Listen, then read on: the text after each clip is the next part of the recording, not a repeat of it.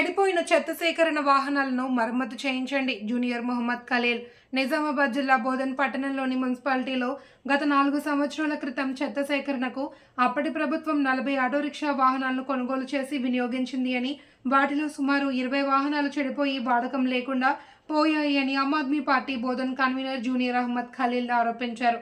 ఈ విషయమై ఆయన మున్సిపల్ కమిషనర్కు వినతి పత్రాన్ని అందించారు. త్వరలో వాడకంలో లేని చెడిపోయి మూలకు పడి ఉన్న వాహనాలకు మరమ్మతులు చేయించాలి అని ఆయన డిమాండ్ చేశారు. చేయని ఎడల ఆమ్ ఆద్మీ పార్టీ తరపున నిరాహార దీక్ష చేయబడుతుంది అని ఆయన హెచ్చరించారు. నేను జునేద్ అహ్మద్ ఖలీల్, ఆమ్ ఆద్మీ పార్టీ బోధన్ కన్వీనర్. ఈరోజు మున్సిపల్ కమిషనర్ గారికి వినతి పత్రం అందజేశాము. అందులో మేము కోరినది, బోధన్ మున్సిపాలిటీలో గత ప్రభుత్వంలో దగ్గర 40 వెహికల్లు చెత్త సేకరణకు కొత్త వెహికల్స్ వచ్చాయి. ఆ 4 సంవత్సరాల్లో దగ్గర 20 వెహికల్లు మొత్తం పాడైపోయి ఉన్నాయి.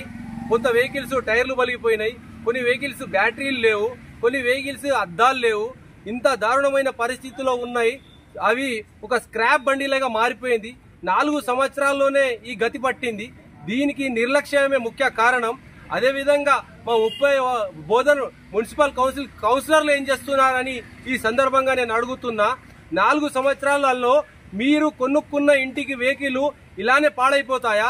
వారిని కూడా ఇలానే మీరు యూజ్ చేస్తారా? 15, 20 సంవత్సరాలు అయినా కూడా మీ వెహికల్ కొత్తగా ఉంటాయి.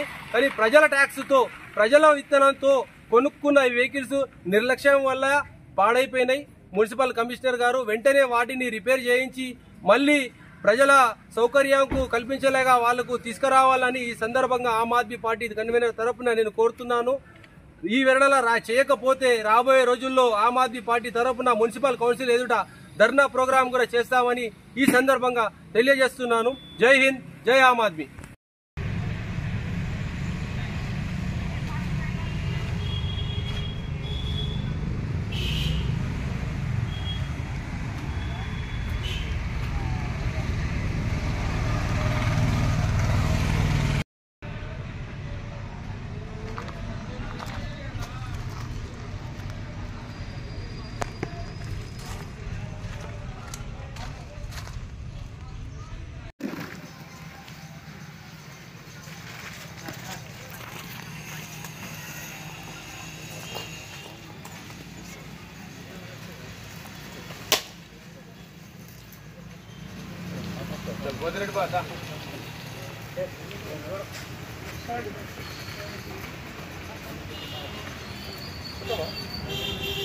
వీడియో తీస్తున్నా ఆల్రెడీ.